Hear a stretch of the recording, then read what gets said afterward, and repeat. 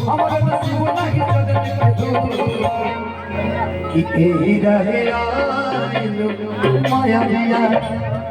कि एही रहे आइलू माया दिया एही रहे आइलू हमारे दुनिया आइलू एही रहे आइलू हमारे दुनिया आइलू एही रहे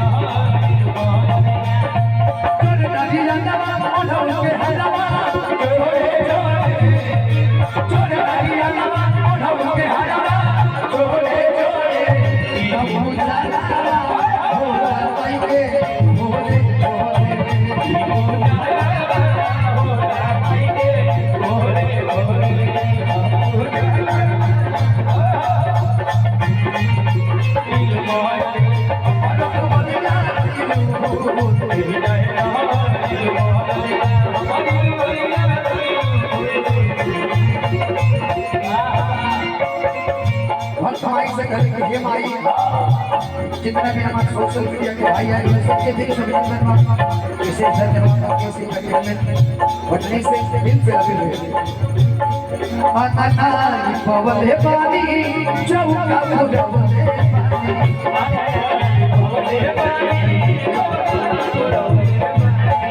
चौका माई हो आज हम पुरवले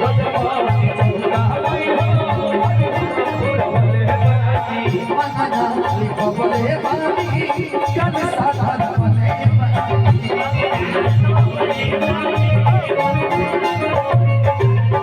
गजमाती चौका माई हो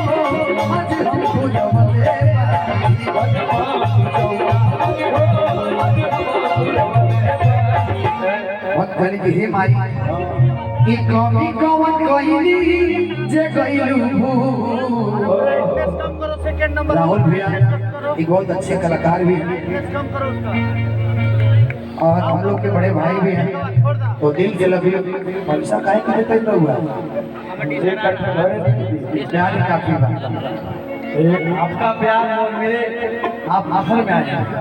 और आप काफी अच्छे गाते हैं इससे बहुत अच्छे इंसान है केवल भैया ये ताली हो जाए ताली बजाना क्या बात है की कमी कवन कहिनी जे गइलू तू भूल एही रहे आइल एही रहे आइल हमारे दुनिया गइलू एही रहे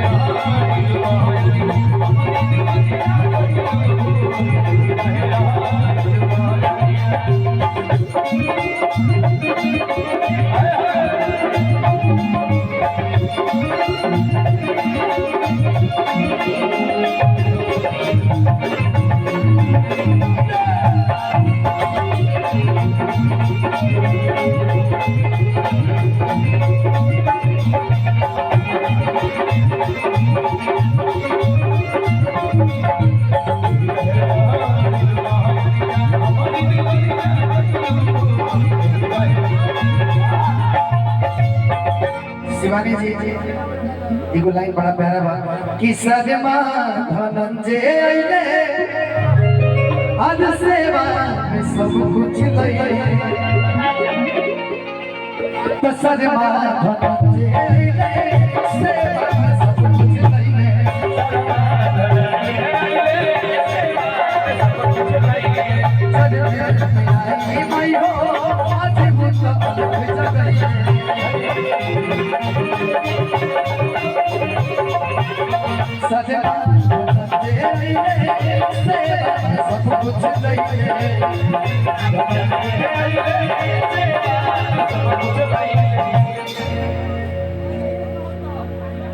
कि अली जी को डबल काहे गइलू कि एही रहे आइलू मायरिया कि एही रहे आइलू मायरिया कि हमार दुवरिया गइलू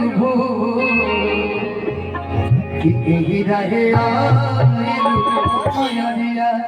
कि हमार दुवरिया गइलू हीरा हेरा हमारा दुबरिया हीरा हेरा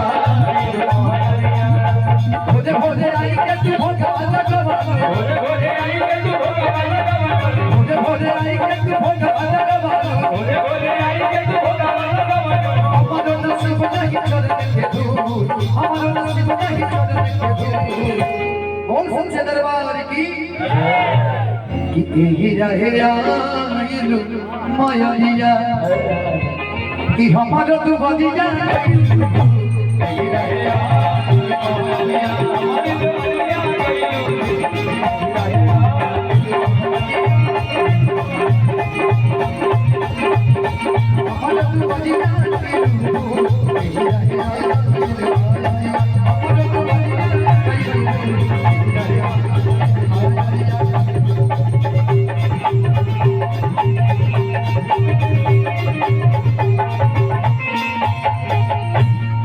बोल सच्चे दरबार की एगो गीत लास्ट छठ में भैया कोरस का उठा